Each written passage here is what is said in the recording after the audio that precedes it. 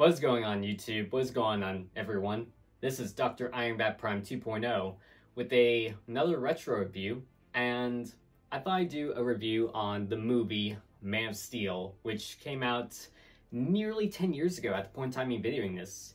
Now, I thought I'd do this in honor of, the 85 years of Superman being around in the world of comic books, and again, it's been nearly 10 years at this point since Man of Steel hit the big screens, and the whole DCEU franchise is, starting to get a reboot. So I thought I'd finally do a retro review on this film and just talk about it, give my honest opinion and thoughts. So just to in a way start off, what do I think about this movie? What do I think about the movie Man of Steel? In my full honest opinion and answer, I think this movie is really good, and I really like and enjoy Man of Steel. I'll admit, do I think it's a perfect film?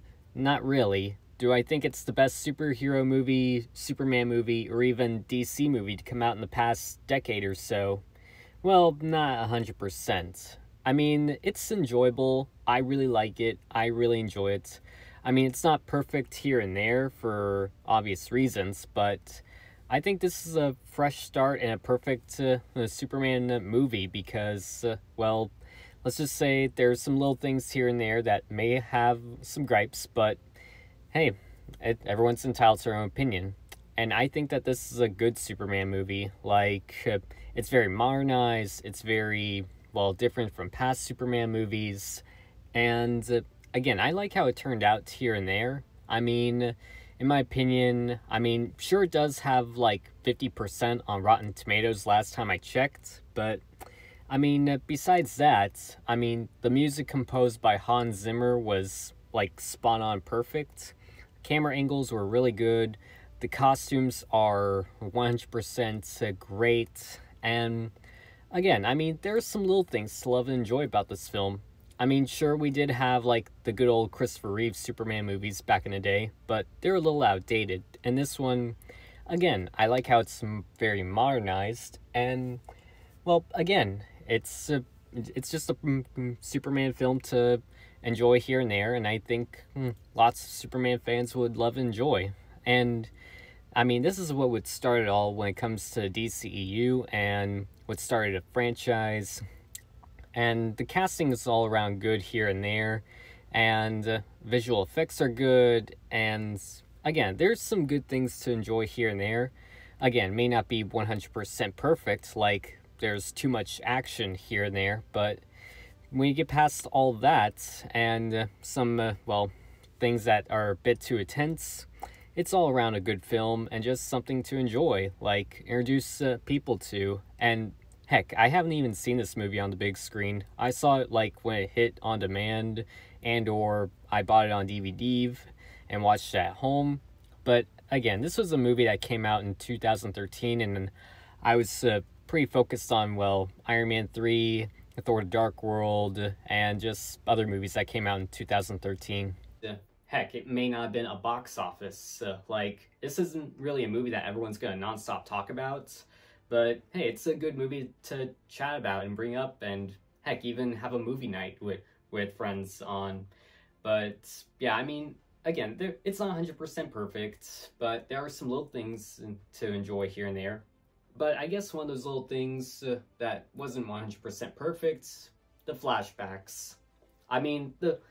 That's something that a lot of people complained about. Me, I'm okay with the flashbacks.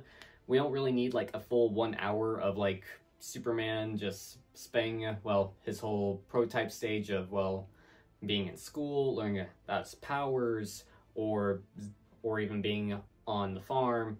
Because let's face it, even our own mothers know the true origin of Superman. But I was okay with that part because, again, this is Zack Snyder's film, and Zack Snyder, he's a genius when it comes to movies. And he's starting to be one of my favorites because, I'll admit, these are other movies that he did before Man of Steel. This is the guy that directed Legends of the Guardians, which is a really good film, 300, which was super intense, and Watchmen, which is up there being one of my top 10 favorites. He has a visual idea, he knows exactly what he's doing, And again, this is just his work. This is what he did, and this is what would start all with the whole Snyderverse. And yet people still ask, restore the Snyderverse, put it on Netflix. Heck, I've been asking for that for a while. But yeah, I mean, besides that, I mean, again, Zack Snyder does his homework to give us, well, a different version of Superman, and hence Henry Cavill playing the Man of Steel. So as for my thoughts on him playing as Superman, I think he's not bad as Superman. I mean, sure, he could be a little dour and quiet, and sure, he's not Christopher Reeve, but I think he's good. I really like his take on Superman, and even his costume is just all around perfect and good as well. I mean, the guy is a freaking Superman nerd. Like, he's been wanting to play him since, like, he first got into acting, and heck, he knows the character, like, from front to back. I mean, again, Henry Cavill knows how to play Superman, even though it's a bit of a darker tone version of him, because, translation, back then we had Christopher Reeve, who's like this.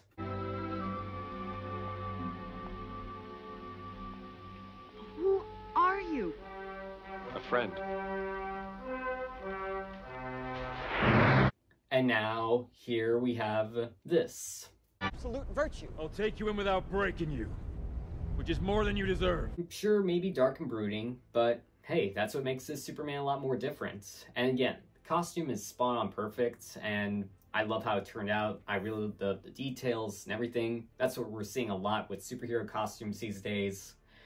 And it's perfect. I mean, again, sure, Henry Cavill may not be everyone's favorite Superman, but I'll admit, he is my favorite.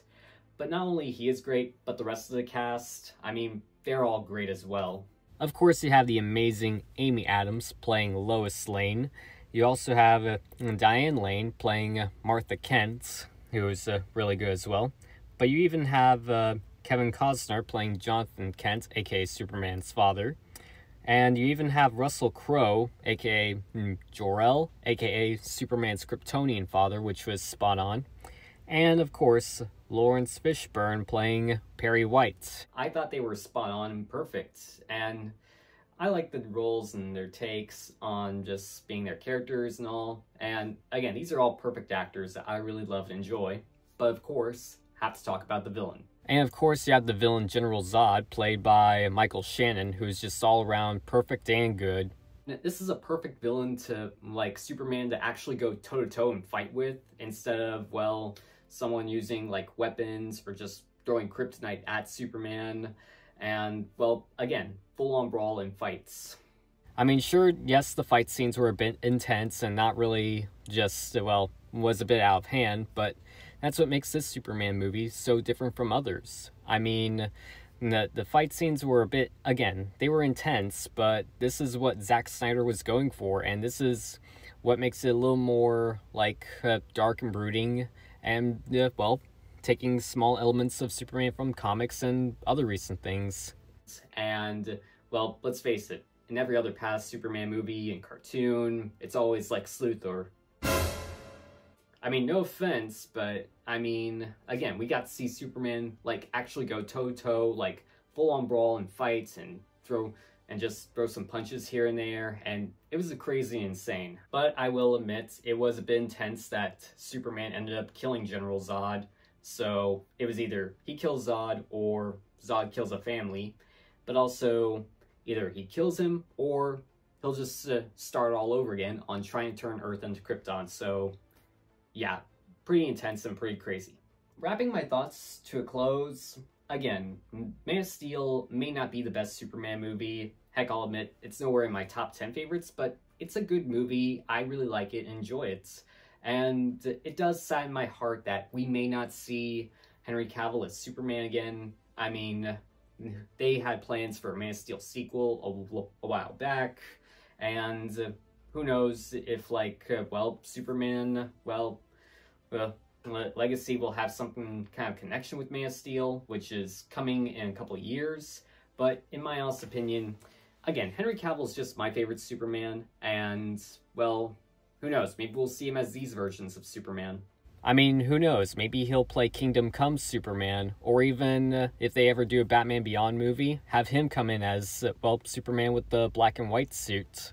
But hey, a guy can dream.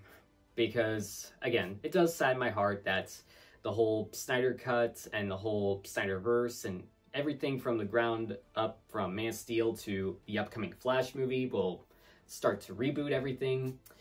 Yeah, it was one hell of a ride, I will admit. And again, may not be the best movie, but I really liked it and enjoyed it. So, yeah, in my honest opinion, worth a watch. And if you haven't seen the movie, definitely jump on and watch it. Heck, get some friends to have a movie night, because it's that good of a film.